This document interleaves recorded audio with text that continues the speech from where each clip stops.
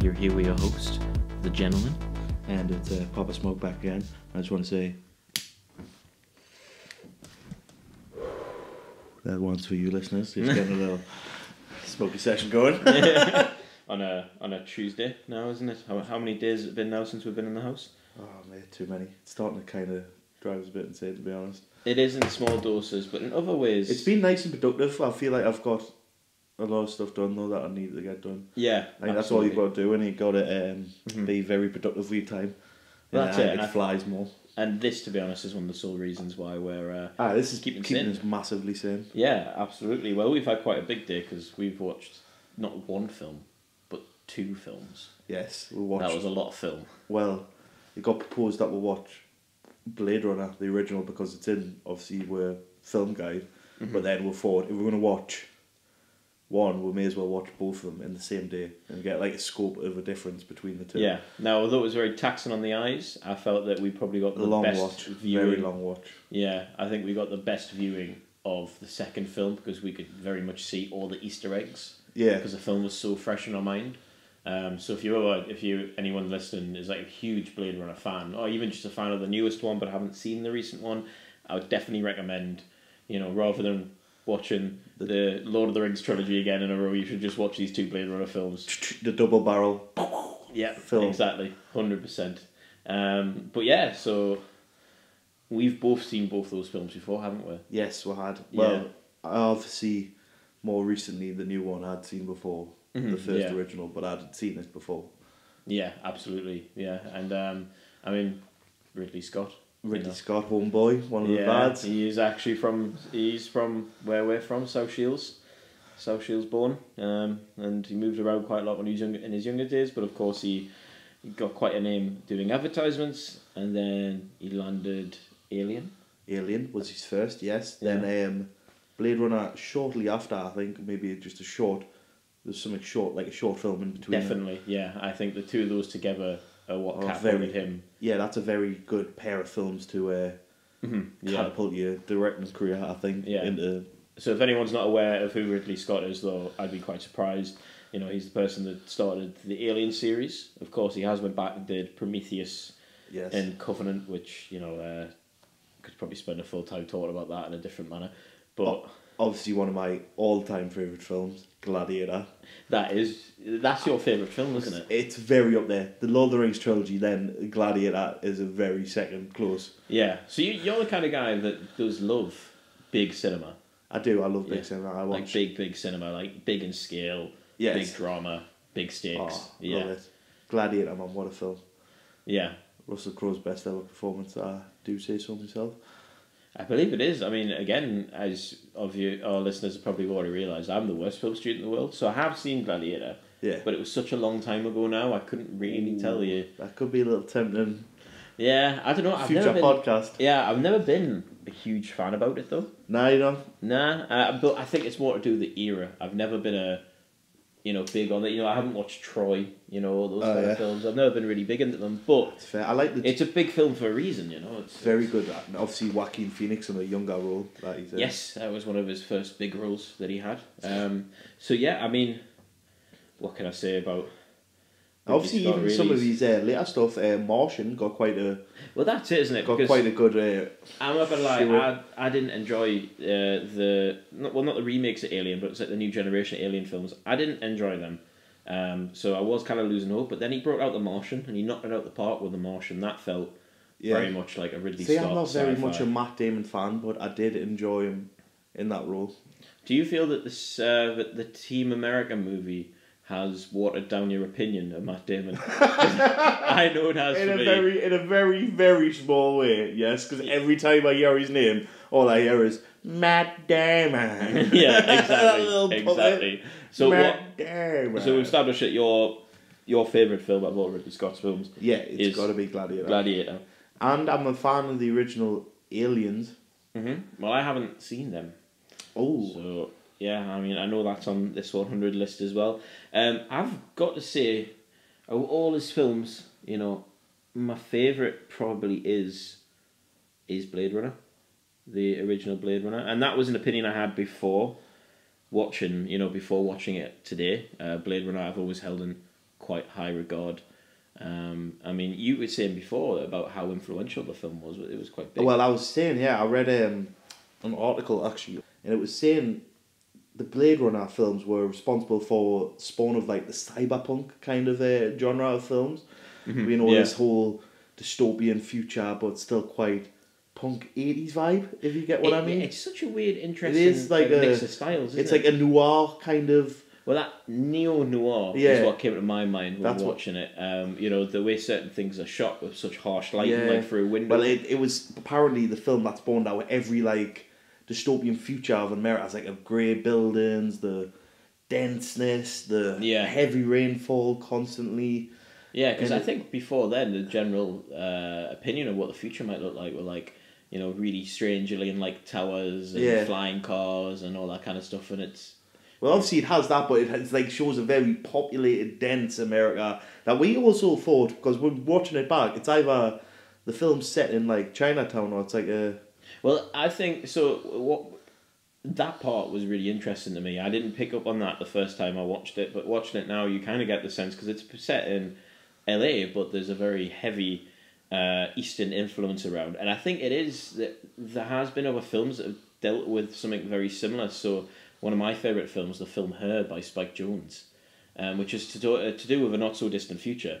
And he is in parts of America, but there's a very heavily Asian influence involved. And I think it's this general, in sci-fi anyways, this idea that at some point our civilizations will be advanced enough that it will be unionized under one government. Yes. Or at least for space travel.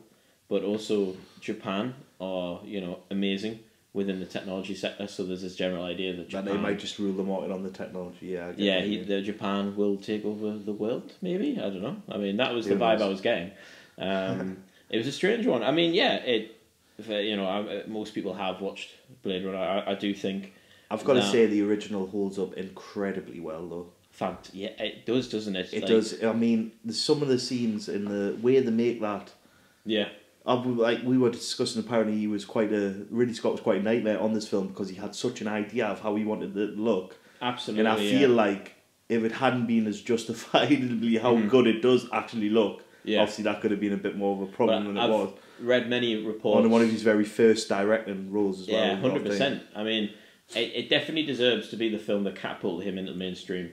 And it definitely deserves to be in this 100 total film list. I mean, this is what Total Film had to say about it, and what really upsets us is that Blade Runner is only at number 73 on the top 100 should be list. a lot higher, I would say. I would certainly say it would be in the top 10. And this is what Total Film had to say. There was nothing for me to do but stand around and give some focus to Ridley's sets. Sour Grapes, Harrison Ford, director Scott was busy frying bigger fish, reinventing the future in a neo-noir style, the influence of which has seeped everywhere from anime to architecture. The odd movie, too, like Brazil, Stranger Days, The Matrix. Constant rain and overbearing billboards have become dystopian cliches, but the detail of BR's mega city decay still smells fresh. That's exactly what we've been saying there. It does. It's influenced so much, and yet it still holds up as one of the great sci-fis, which is quite a feat. Very does. Yeah. Some great acting as well, to be honest. I feel like... What was it about the acting that you enjoyed? I mean, let's definitely with the antagonist of the film. Yes. You know, he's like tears what a name. in the rain. I mean, what is his name? He's a Dutch actor. I forget his name. Of course, he's kind of was made quite famous from that, and I've never really seen him in anything else, or at least been aware that he's been in it. What's his name? But I mean, I think... Rutger Hauer. Yeah, I think that a lot of my... So, you know, the film is great, and it's definitely one of my favourite films, but you can never say there isn't flaws with films. No, of course not. Yeah. It's not without its flaws, but... Yeah, I think that one of the flaws is that actor is so fantastic, but I didn't really feel that until the end of the film. Yeah, he did. He was very backshadow cast. He was very great 2D. in that last minute of the intense, trying to get him. I would say that in the third part of the film, he was really good because that's when he's confronted with him and you begin to see his character. But there was plenty of opportunities earlier in the film to show where you see him with other people and he's hurting people and all that kind of stuff, to see him have a bit more of a character like he does at the end. Yeah. So, you know, but I guess again the film, you know, its biggest focus was the visuals. So when you look at those kind of points, you've got to acknowledge that maybe not as much attention had been given to those. Possibly. I mean, you know, it's a hard job to have to focus on all these different aspects of a film at once. You know, if you focus more on one, you are going to tend to, you know, cut back on one of them. But I think, yeah, there's a couple of flaws in there. I think firstly, what I do like about it, my main love, is the animal symbolism. What you were saying we were saying the dream sequence with the unicorn, weren't we? Yeah, of course. Yeah, I mean that most notably. But I found, did you see anything about the owl? You found quite interesting. What, that generated owl that the Tyrell company had? Yeah. I felt the way the owl acted and went on, there was a lot of symbolism towards how other people acted. Do you remember there was a female antagonist that's standing there, and she turns her head really quickly. Oh yes, we actually mentioned that. Of course it is. Yeah, and I thought it was quite interesting. That to me is like one of my favourite parts about the whole film. My least favourite part about the whole film is the scene with Harrison Ford and the love interest. Yeah, that was very, very touchy-go 80s like sexual tension of a very dominating man over a quite powerless woman. I mean, yeah, but I find it, you know, because of the climate we're in now, we noticed that straight away, and we're like, well, that doesn't sit quite right with us. But in the 80s, I suppose, they wouldn't, and that goes to show to you why there's that kind of thing being talked about now, is because people in the 80s would have watched that film and felt it was so normal. They were like, yeah, well, that's how I'm going to get a woman. I'm going to act like that. Yeah. And obviously now so there's a lot of people acting Harrison Ford kind of suave dickhead, but a rugged gentleman kind of forceful lover. Yeah, it's what they're trying to do. Forceful lover. Very responsible. It's not gonna lie. Yeah, no, I mean it made sense when the second one came out that there was a lot of criticism in regards to the portrayal of women. But moving on to the second film, I feel the second film dealt with that a lot better. You had a wide range of characters, you know, with the police officer and the assassin. Yes. The robotic antagonist. But one of the things that a lot of people criticise about the new film is the girlfriend of Ryan Gosling's character. What, the virtual AI, yeah, and people say like, well, he's treating her like a housewife, but what I say is I see true love in that though. He had a very loving relationship, I feel, with. Well, that was it. I feel that people that look at that kind of, those two characters and how they react, and suddenly see that there's this equality issue there, that the woman has been designed to look like she washes dishes and she cooks and cleans. I suppose. But the thing is that if you scratch a bit deeper, it just, you know, it goes to show you that even in this dystopian future, that's how women are viewed. Well, it even shows you on that, talking about that, on that scene where he's on the bridge and he's just been beat to living bejesus. Yeah, living bejesus. And he's fucking sees the lass, like the advertisement for that AI, Joey or something. Yeah. It's called, I think, Joey AI or something like that. Mm-hmm. Yeah. And she comes over, but she's naked and she's like luring him in to like be, and then it's a bit like, says what you want, hears what you want. Exactly. Feels what you want slogan comes up, and he's just like, I think he has a very tossed up idea of did that AI actually love him the way he felt it loved him? Well, that's to me, AI's the thing I love about AI and how it's explored in film in particular. I feel like AI as a general field of study should definitely, you know, give a round of applause to films, because films have helped scientists realize different things. The creativity behind the stories kind of help you with that. And I do think it's quite interesting when you look at AI and love, and is love a simulation. So I was telling you while we were watching it that I met a guy in Japan that was married to his Nintendo DS character. We're having a good laugh about that. Yeah, we were, and it's such a strange thing, because that, you know, if that person can then is to feel genuine love for something, because that thing knows how to simulate love. Yeah. And this is the whole, I feel like that's the whole precipice over the two films, the whole scope and the whole idea behind this Blade Runner series is what is it to be human, basically. That's all they're trying to get at. They're trying to say what defines a human from a thing that feels everything a human does, looks and does everything a human does. Yeah. And basically but what they perceive, or we as a society perceive as a soul. That's what they. That's the only thing they describe about them. There's a scene where she says about them going, "I've never killed anything that's been born before." And she goes, "Is that a problem?" And he goes, "Well, to be born is to have a soul." Yeah. And she then turns around and goes, "Well, you've been getting on pretty well without one."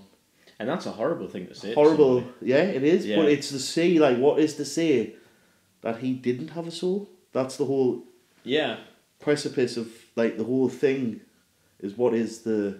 Where's the line, basically? I definitely felt that, you know, the acting in this film was a lot better than the acting in the prequel. Yeah, suppose. Yeah, I mean, you might disagree. The characters are very similar, because Harrison Ford still plays... We believe, well, we were even saying, you could argue to say that Ryan Gosling is this generation's Harrison Ford, but... Yeah. It is to say, like, they've played it very well, but I do like Ryan Gosling.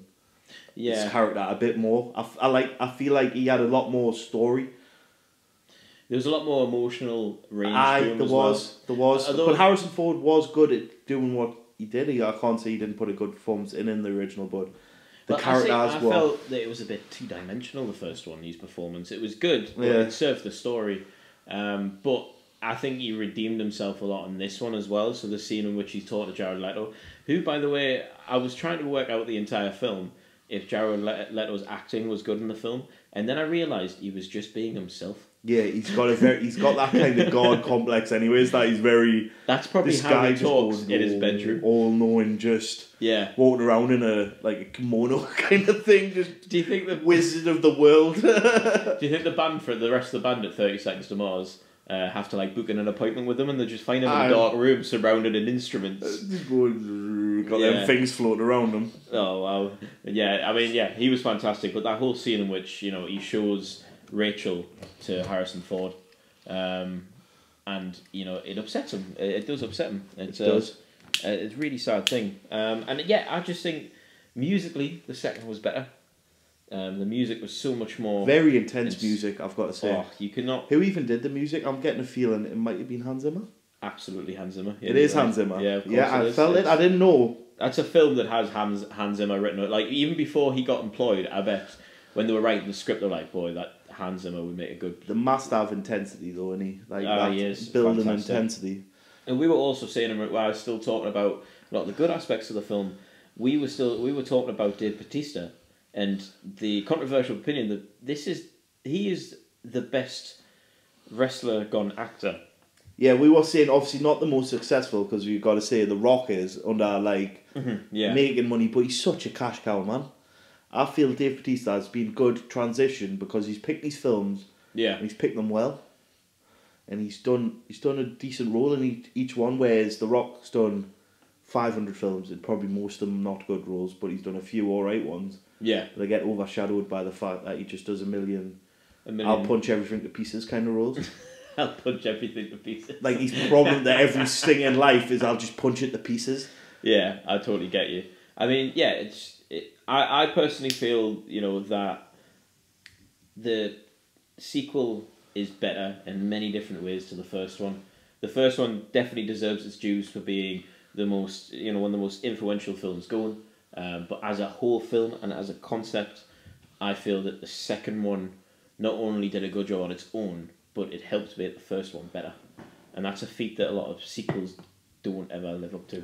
Yeah, I was going to say, even if you've argued, whoever feels the opinion that they might like the first one more than they would like the second one, but I don't think it's a good argument to say that it doesn't live up to the reputation, even if you don't like I prefer the first one personally, but I can't say the second one does not live up to the reputation, doesn't let it down in any way. It follows on perfectly to it.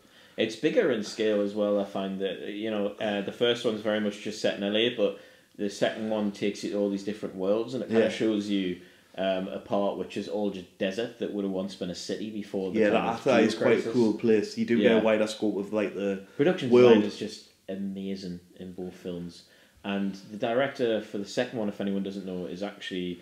He is one of my favourite of all time directors, and he's quite a current one called Denis Villeneuve. Yeah. So he did this film, and after this film, he's now going to do Dune, which is based off the sci-fi novel, like a really greatly received one. Before this, he had done Arrival, which I like is Arrival. actually my favourite sci-fi film. Of like Alien Contact. Alien Contact of all time. He's done Arrival, and then he did Sicario, and then he did Prisoners.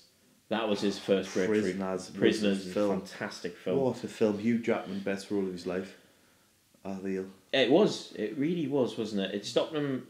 I feel like for a long time it's how he's played Wolverine or something, on more stagey and theatrical, but this really grounded him in a way. Gritty performance, and it was very good. It was a fantastic film, and I think a director that has that repertoire already and has now made a successful sequel to a huge film. He's only on the up. Yeah, he's only on the up. Absolutely. In the next 10 years, we're going to be talking about Villeneuve in the same way we're talking about these guys right now. In 10 years' time, one of his films are going to be in the 100 most influential films of all time. You heard it here first. Yeah, you heard it here first, guys. So let's get down to it then. So anyways, we're going to score them. Are we going to score them on a double R, or we're going to score them individual films? I'd say we'll score them individually, but moving forward, we'll just keep the first in mind in this list. So, what are you thinking for the first film? I've got to go. I really do love Blade Runner, so I'm going at 8.5. 8.5 for the original. Yep. I would go for a 7 with the original. Okay. And what would you do for the new one? I was going to go a 7.5 to an 8. I was going to go 8 with the second one, like. 8. So, 8. Yeah, 8 in general for Blade Runner then? Yeah, I would say overall. So far we've got 3 8 films. And then what was the one we voted yesterday? What was the 6.5, I think we'll give it. 6.5 for Jaws, yeah. This has been fantastic, man. Like this, I'd fully recommend to anybody that does listen, the films that we're talking about, if you see an episode uploaded and it's a film you haven't seen, watch them first, because I'm learning so much about cinema watching these films. Yeah, it's actually been very... This is opening to my cinema knowledge, to be honest. Yeah, absolutely. And I guess without further ado, let's next episode's films. So you've had a look and you've picked 3 films, haven't you? Yes, I have. Yeah, I'm excited for this films. Because as we're moving forward now, there's going to be more and more films picked that we might not necessarily pick first, and I'm intrigued to know what's got your attention a little bit. First one was The Cable Guy. Ooh, okay. Jim Carrey's. It's actually Adam Sandler's first director. That's what I meant. Sorry, I did it. Not Adam Sandler. Sorry, I'm totally messing that up. It's Ben Stiller. Ben Stiller directed it. Yes, but Jim Carrey's film in there is fantastic. His performance is fantastic. I had a bit of a wild choice. The original King Kong of 1933, with a guy in the gorilla suit swatting away planes on a little string. Wow. Okay, that tickles us actually. That does tickle us. It'd be interesting to watch that and work out which King Kong is better.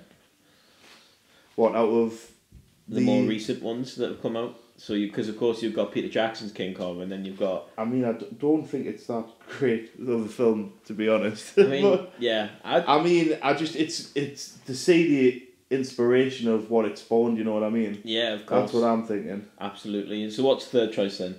And the third choice was The Matrix. Ooh, okay. So I've tried to go for quite a wide variety. I've got comedy into a very classic film to a almost another kind of dystopian future film, I guess, but in a way that totally different. Yes, it is, yeah. Now, I've seen The Matrix. I have also seen The Cable Guy. And I've not seen King Kong. Oh, this is a really hard choice. Choice lands on you, my man. I'm thinking let's go Cable Guy. Cable Guy? A dystopian future, let's do something a bit funny. And it'd be great. Hard. Yeah, it'd be great to talk about Jim Carrey's career, Ben Stiller's career, and because this is at the very beginning of their careers, in different stages, but at the beginning of their careers. And I'm interested to understand why it's an influential film. I don't know yet, so I guess we're going to... Obviously do a bit of research to find out. Yeah, we're going to do a bit of research and find out. Well, this has now been episode 4? 4. This is episode 4 now, it is, and we're enjoying ourselves. So guys, if you've had a listen, thanks again for listening. Let us know. Do you love Blade Runner? Do you hate Blade Yeah, Runner? Do well, you think there's an issue with the gender identity within there, or do you think the second one's better than the first? Comment down below. Any input's good input. Yeah, let us know if there's any films to talk about that you feel like we should watch. Let us know as well. And this has been Hi Lazaretto, the Art After Hours podcast. I'm the gentleman, And I'm Papa Smoke, and I'll see you in a tatty bye.